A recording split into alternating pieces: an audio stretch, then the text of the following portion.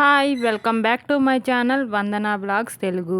ఈరోజు వెజ్ బిర్యానీ ఎలా తయారు చేయాలో చూద్దాం రండి. ముందుగా ఉల్లిపాయలు, టమాటో, పచ్చిమిర్చి, క్యారెట్, బీట్రూట్ అన్నీ ముక్కలుగా కోసుకొని పక్కన పెట్టాలి. స్టవ్ పై బిర్యానీ గిన్నె పెట్టి అది కొద్దిగా హీట్ ఎక్కాక అందులో ఆయిల్ వేయాలి. ఆయిల్లో ముందుగా కోసి పెట్టుకున్న ఉల్లిపాయలు వేసి వేగించాలి.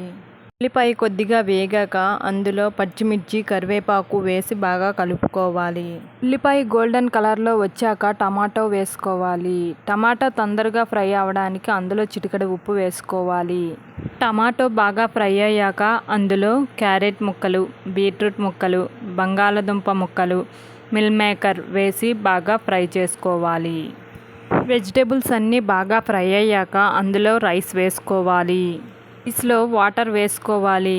వాటర్ క్వాంటిటీ ఎలా తీసుకోవాలంటే 1 గ్లాస్ రైస్కి 2 గ్లాసులు వాటర్ తీసుకోవాలి. వాటర్ కొద్దిగా హీట్ ఎక్కాక అందులో బిర్యానీ ఆకు, దాల్చిన చెక్క, జాపత్రి, యాలకులు, మిరియాలు, లవంగాలు అన్నీ వేసి బాగా కలుపుకోవాలి. అలాగే అల్లం వెల్లుల్లి పేస్ట్ కూడా కొద్దిగా వేసి కలుపుకోవాలి. నేను ఇందులో జీలకర్ర పౌడర్ వేసుకున్నాను. మీరు కావాలంటే వేయండి లేదా స్కిప్ చేసుకోండి. నెక్స్ట్గా బిర్యానీ మసాలా వేసి కొద్దిసేపు మూత పెట్టి అలా ఉడకనియాలి. బిర్యానీ మరి కొద్దిసేపట్లో రెడీ అవుతుంది. బిర్యానీ రెడీ అయిపోయింది. బిర్యానీ పైన కొద్దిగా కొత్తిమీర చల్లుకోండి. మీకు ఈ వీడియో నచ్చినట్లయితే do like, share and subscribe to my channel.